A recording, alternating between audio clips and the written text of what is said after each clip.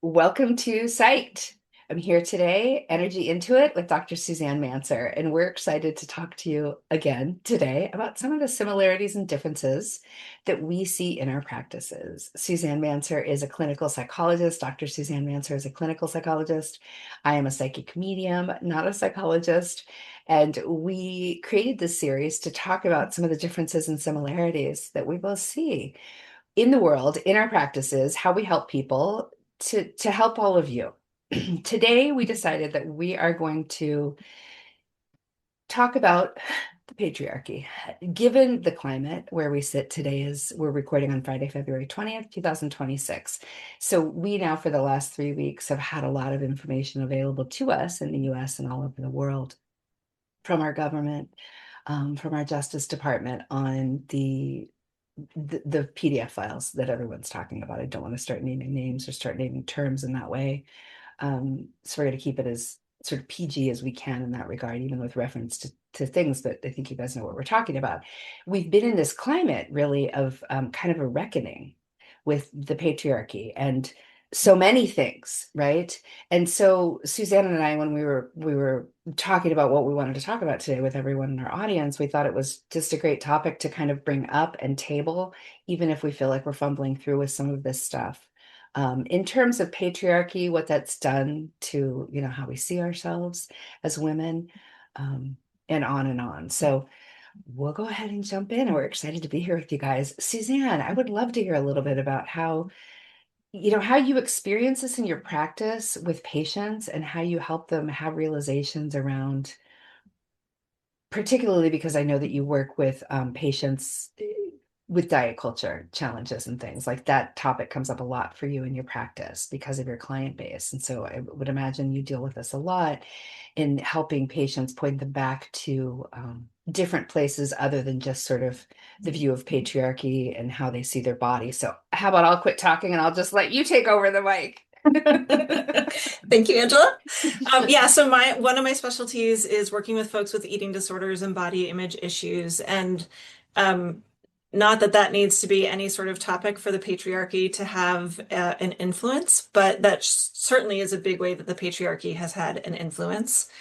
And so just thinking about when my patients come in and they have feelings about their worth and their bodies, sticking to the body stuff for a moment. I also want to talk about not body stuff, but sticking to the diet culture and the thin ideal, the idea that we all have to fit or we should all fit into this very thin body in order to be acceptable, worthwhile human beings, which is total BS, but that is the line that our culture is promoting.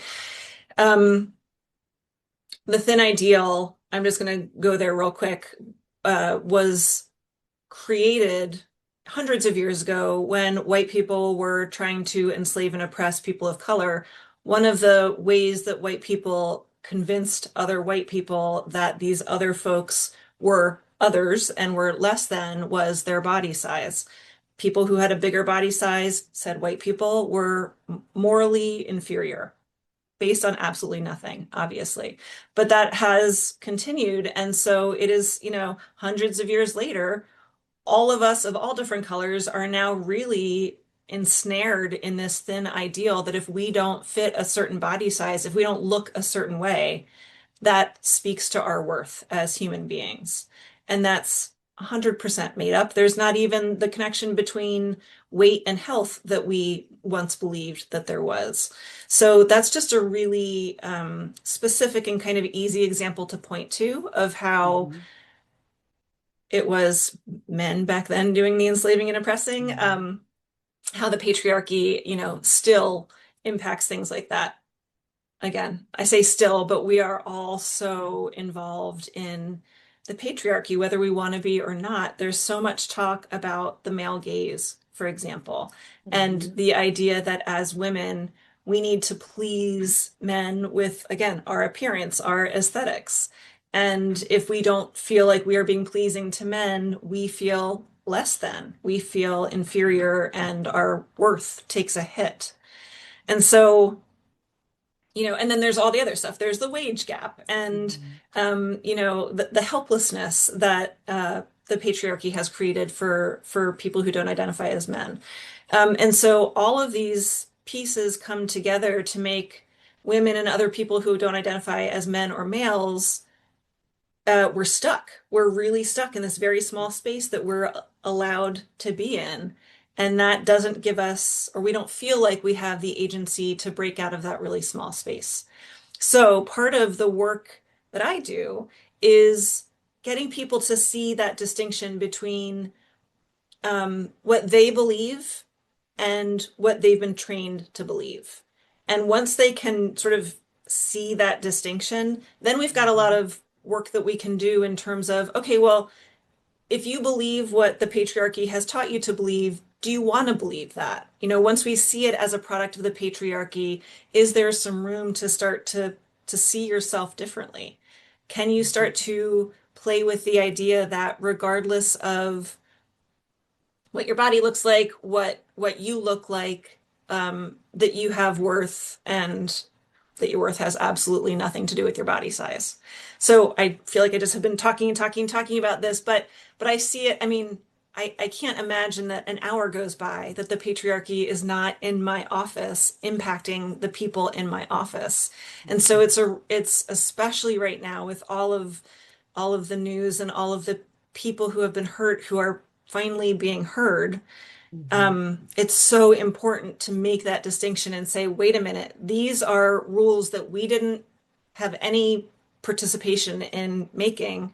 They are not serving us, obviously. Maybe we Mhm. don't actually want to live by them. And that's a freedom that when you can make that distinction and see that you have some agency there, Mhm. that's a freedom that makes a huge difference for people's sense of worth, for people's sense of hope, for people's Mhm. moods, for all of that. Really well said.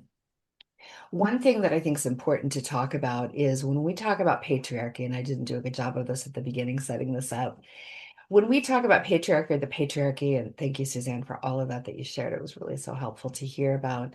We're talking about a system. We're not talking about being anti-men or just men or something or being men hating, right? So a patriarchal system in a really basic way is tends to be set up hierarchically, where there's someone on the top and then there's a hierarchy underneath.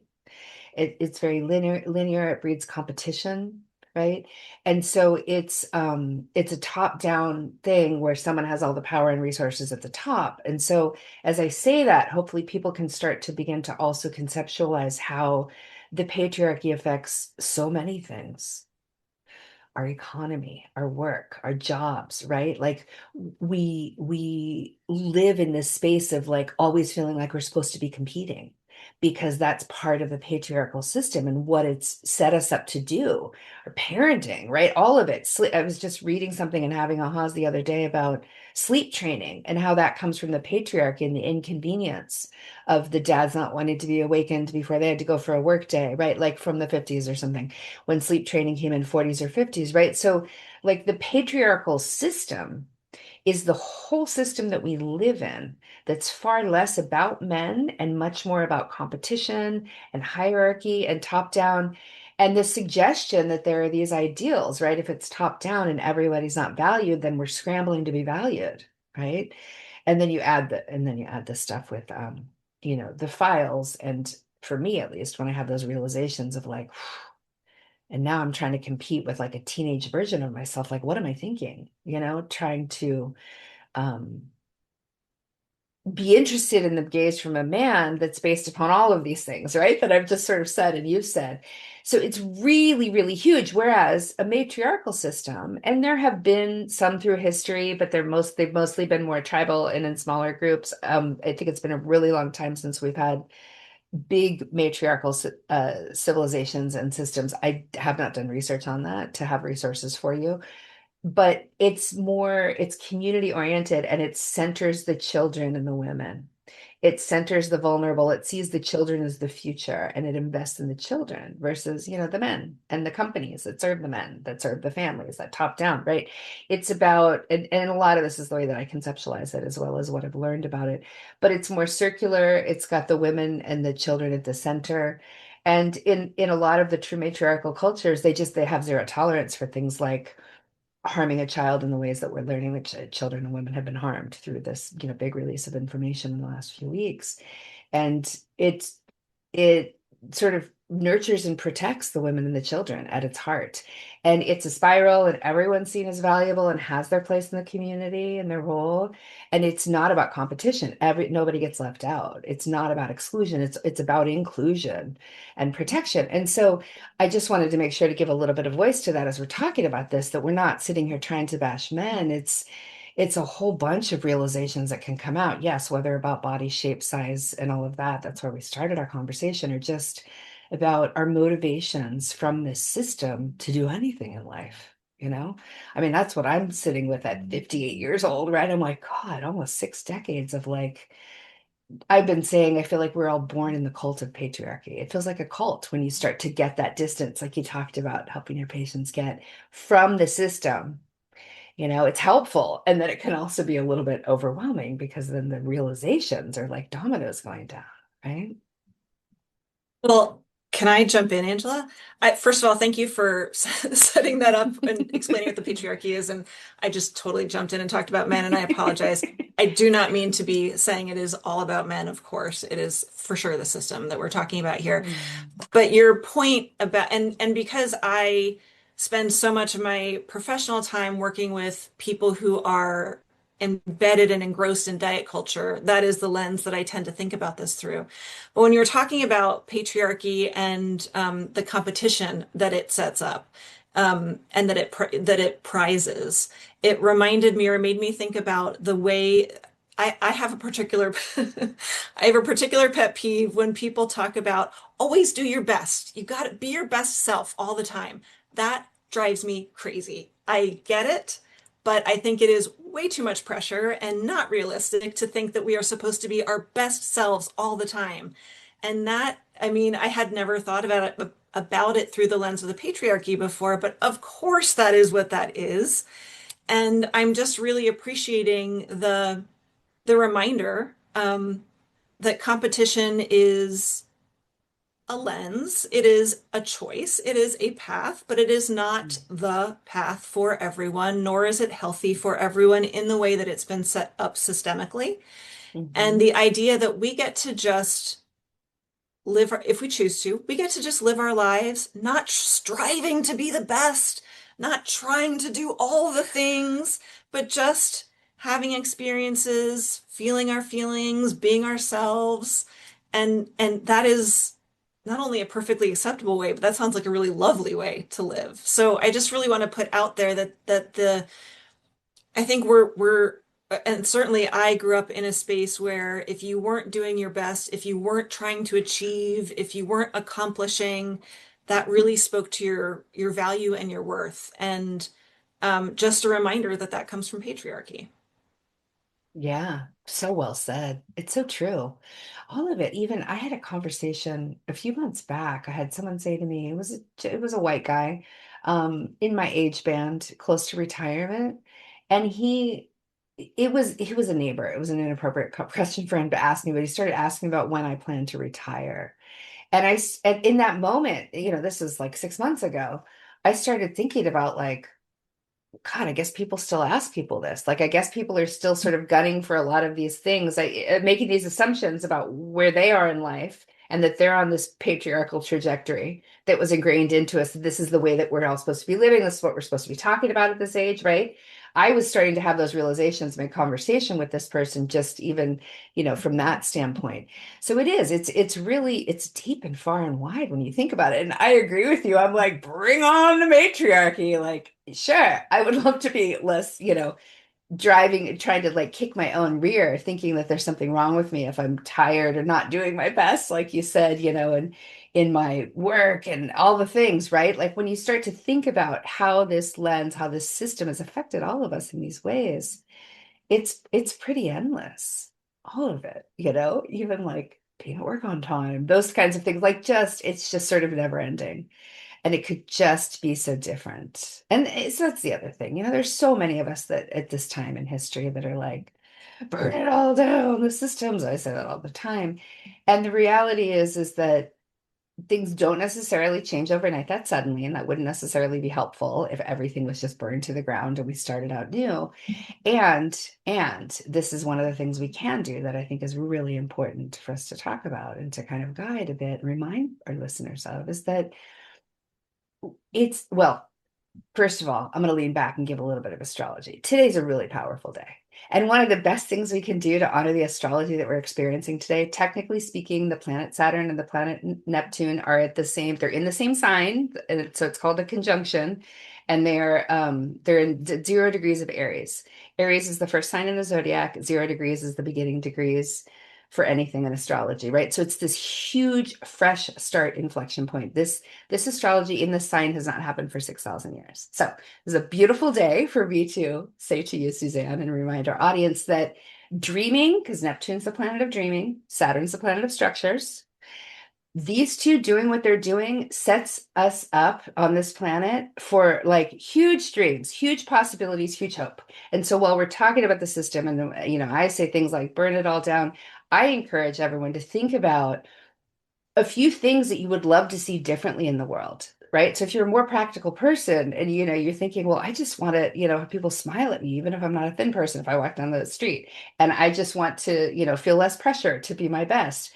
Great. Like I think those are really good things for us to think about instead of just grinding on how crappy things are right now, right? And so those are the things we can do is kind of dream and vision what it is that you would like to see. Or maybe some of those aspects of the patriarchy that have been so unkind to so many of us, perhaps start there and just think about, whew, if we could get rid of this piece, that would be great. Let's think about how we can do that, right?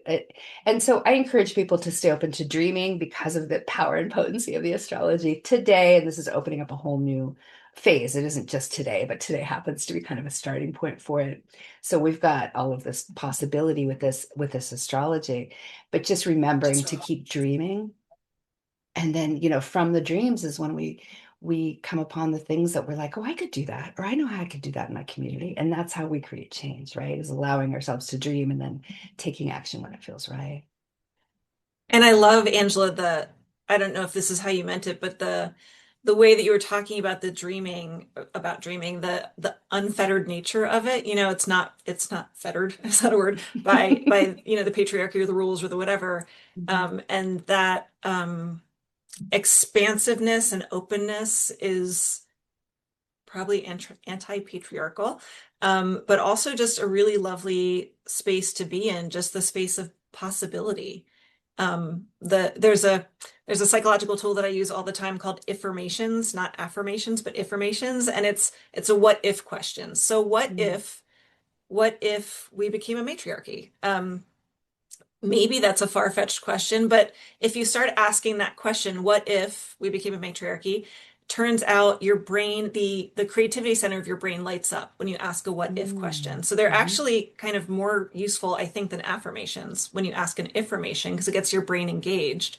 But I Mhm. think it is a good way to just, throw out the big questions. What if we lived in a matriarchy? Then your brain starts to ponder what that could look like. And like you said, then that gives you like a pathway to, oh, what changes could I make? How could I think differently? How could I see myself differently that would serve and support me and make my life and those around me feel better?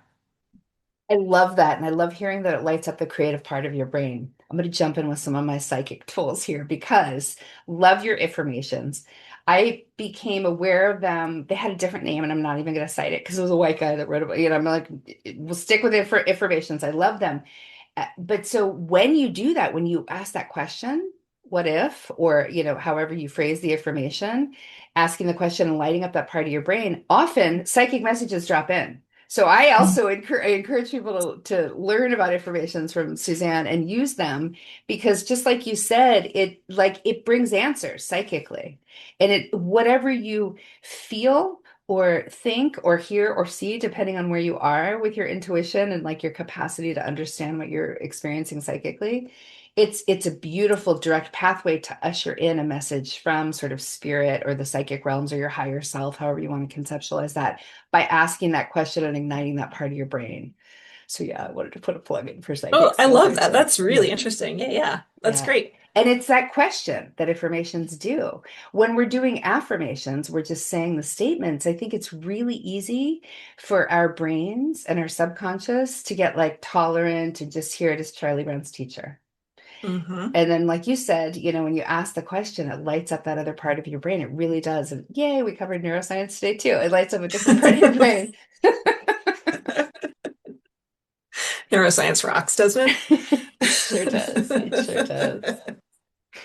This is reminding me of an author and her body of work that I like to cite, and I'd like to share with our audience here too, in case this helps anyone, especially perhaps if you're sitting with some of the tough stuff that we've been talking about with the patriarchy and the patriarchal system, and you're trying to sort of move through some heavy feelings or move through sort of beliefs or having kind of, part of your head blown off because you're like just mind blown, starting to conceptualize how much the patriarchy perhaps has affected your life. Byron Katie is her name, Byron. Last name is Katie, and she has a body of work called The Work. And I think it's from the 90s.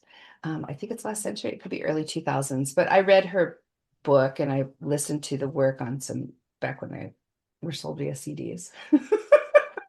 So it was late 90s, early 2000s before everything went so digital.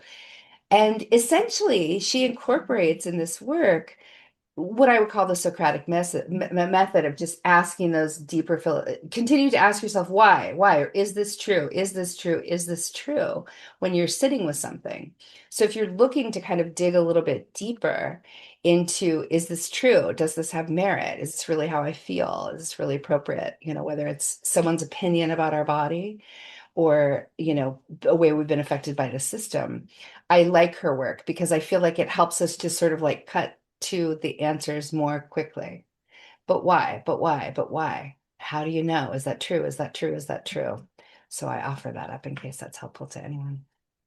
And, I haven't heard of her or her work. I'm really interested in to go check it out. And what it makes me think about is I think because the patriarchy and many other systems are so Mhm. systemic, they're like the air we Mhm. breathe. We don't even know that they're there, which is what we're talking Mhm. about. Once we know that they're there and we can see how they've been impacting us, we can finally make changes. Um, but that I was just thinking about the why questions, and I bet a lot of people wouldn't even know what the first question would be because it's Mm. so like air. Like what is the first question? And so, there might be a really um, cool or interesting way to just start that off by thinking about um, one thing about yourself that doesn't feel, not about yourself, about your life, maybe that doesn't feel satisfying, and just starting to think about what systems are impacting that you could Mhm. start to investigate and question. And through that line of questioning, start to get to the whys and start to get to the where can things be changed and how can I make changes. So I don't know. I think Love that that. the Yeah, very that's first helpful. recognition of, oh, this is an actual system that's impacting me, that moment is so I think it's a light bulb moment for a lot of people, but getting there is so challenging. Agreed. And when you Unfortunately, were the files are helping, but fortunately or unfortunately, the files are helping us see the Yeah, system. I hear you. I hear you. Agreed. When you brought that up, what came to mind for me is something not at all threatening to me or not at all upsetting to me. It's it's just funny. What popped up for me psychically was my like decision for my major and how I sort of went through university.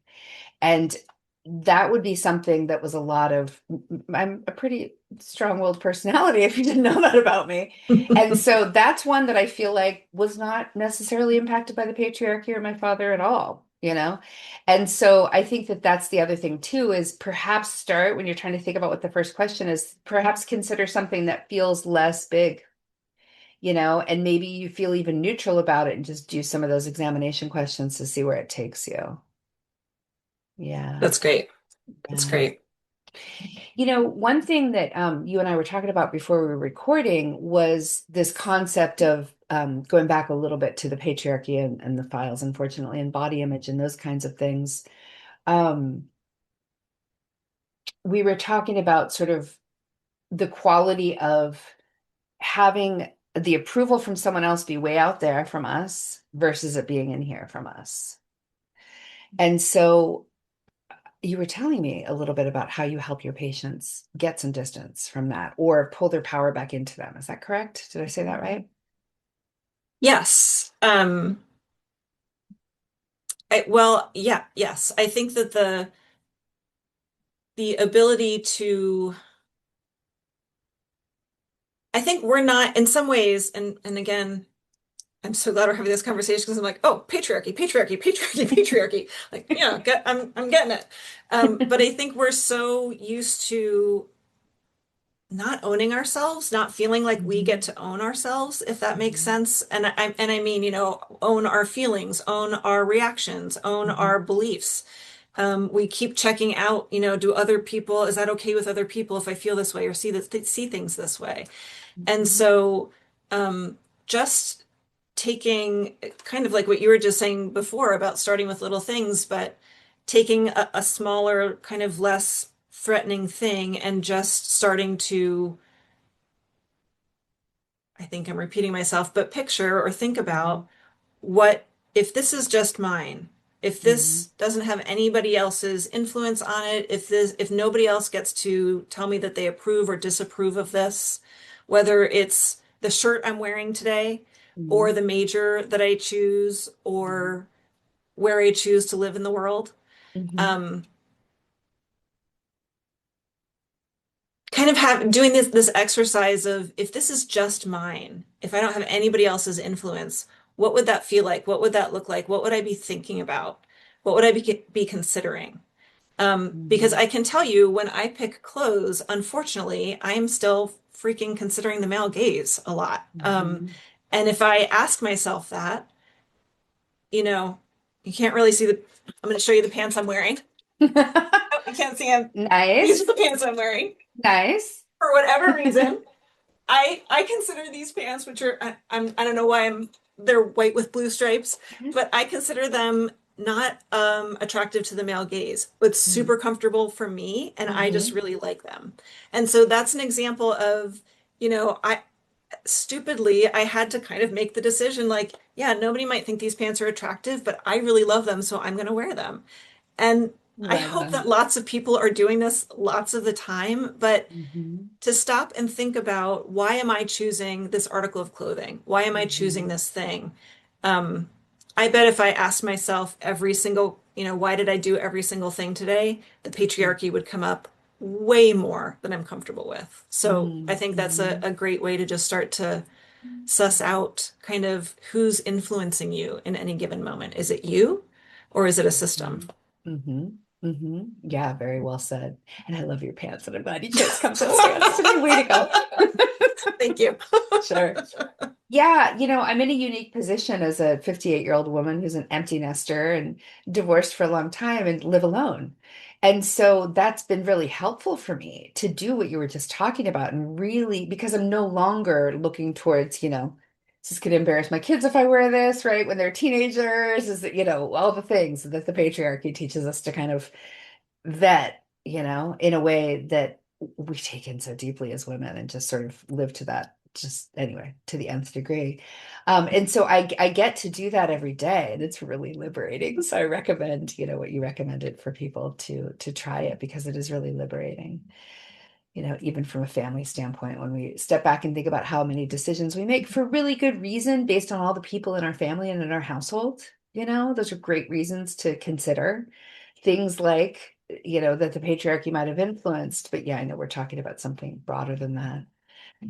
Yeah, the other thing I would say about that is challenge ourselves to consider if this is what we really want to be doing or wearing versus, that external. And just that reminder, I said it this way when I sort of asked you this question, but that reminder that when we're looking too far outside of ourselves, we're really kind of like diluting our power and giving it away. And so even if it's helpful for people to work with concepts of like literally pulling their power and decision making back from lots of different places that perhaps you feel the patriarchy has helped you to push it out to the masses versus keeping it in here, all of that stuff is really good stuff. I love the concept, Angela, of holding on to your power. And I get a lot of people wanting to talk about empowerment in my office and how do I feel empowered? There's so much helplessness out there. Mhm. Um, yeah, and as simple and not simple as it is, being aware of who's holding the power is a really big question. Agreed. And I think it helps us to consider things like matriarchal systems because it might not be comfortable for people to start out thinking about how to hold the power. I have a Mm, couple different ideas kind of running through my brain or bombing in psychically, as happens to me a lot, of so many women that have done the sandwich thing and raised kids and done things for the right reason for the parents, all of that where like perhaps even have the patriarchy and caregiving and all of that just more deeply ingrained in their decisions than I have had certainly in the last few years. And thinking about that a lot and just starting with kind of what makes you happy, you know, and smaller bites because it can hmm. potentially feel really overwhelming and dare I say destabilizing. Not I don't I think the release of the files themselves has been destabilizing in a lot of ways and triggering for a lot of people, of course. But even just acknowledging that we're having a really big conversation about it. So when we start looking at how the patriarchy affects your life, it can be really big. So overwhelming is a better term, I think, than destabilizing. But yeah, just starting small and starting with more comfortable bits, I think is a great idea for our audiences too. Yeah, and even Angela, when you said I talked about empowerment, and then you said power as a tool of patriarchy, and I was like, another, yes, another example of freaking how I didn't even see it. Yeah. Anyway, I don't need to keep saying it, but boy, I'm really glad we're having this conversation because just for me, it is opening up Mhm. my eyes, and I was prepared for this conversation. I didn't think my eyes were Mhm. going to be quite so opened. So I'm really glad we're talking about this. Good, good, good. The other thing I think is helpful to add is that we don't as we all sit with this concept of the patriarchy and how it's a system that's affected so much of all the things that we do, right? And that, I say sort of dramatically, we're all born in the cult of patriarchy, and that's true. Really just being gentle with yourselves and taking it at your own pace, I think is the best advice that we can also offer. And remind people that it doesn't mean that you have to take action. It doesn't mean that if you have feelings come up about being really angry at the patriarchy, that you've got to, give your partner the cold shoulder if they happen to be a man or whatever, hate on men. It doesn't, the one doesn't equate the other. And so just wanting to offer permission to everyone that's listening that, stepping into this concept and thinking about this in your life and how it's affected you does not mean that you have to go be man hating or that you have to go have a fight with your partner or whatever, have to break up with them. Again, the patriarchy has us thinking about productivity and taking action, right? It's a very think of manufacturing lines, right? Assembly lines, like all this is very patriarchal. And so it's very normal for us to start thinking in those terms. And so I'm just wanting us to remind our listeners that you do not have to take action from this. You can really just sit with and think about these things at your pace, at your comfort level, and just know that there are these really, these bigger ahas that are really being spelled out now for so many of us around this. Yeah, I think self-care is ultimately the foundation that we want to be espousing and yeah, the gentleness with yourself, I think gentleness with ourselves is super important and needs to be prioritized. Agreed. And I will add, rest and the need for rest comes straight out of matriarchy. It took me a long time. I don't know if you're there yet or if you've dealt with this. I have because, recent empty nester, so thinking about my life differently as a single person and all of that. But I had to really do a lot of deprogramming to be okay with resting, even if that meant that it was like 3 days in a row where I just wasn't moving as much and all the things, wasn't cleaning. And so just the concept of rest is such a gift from the matriarchy. And I think if there were one takeaway for our whole audience, gosh, I hope people decide to rest more as a result of what we're all moving through. And these realizations of sort of how much we've exhausted ourselves through the patriarchal systems. So I'm encouraging our audience to rest and honor rest and think about the concept of rest for yourself in ways that support you and feel nurturing and self-loving. I second that. Right on. Any last comments before we close, Suzanne? I don't think so, other than, just really appreciating the frame about um, patriarchy as a hierarchical system. And as you said, when there's a hierarchy, there's somebody at the top and there's somebody at the bottom. And Mhm. that does not need to be the case. And if we can start to wean ourselves away from that kind of system and imagine what a matriarchy would feel like, or imagine, just what a nice relationship with yourself would feel like, what an aligned relationship with yourself would feel like. Doesn't have to be, doesn't have to fit into any category, patriarchy, matriarchy. It can just be, being aligned with yourself. That's always where um,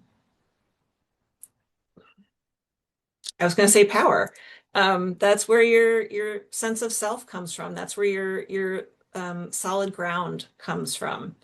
Um, so I'm wishing everybody rest and self-care. Beautiful.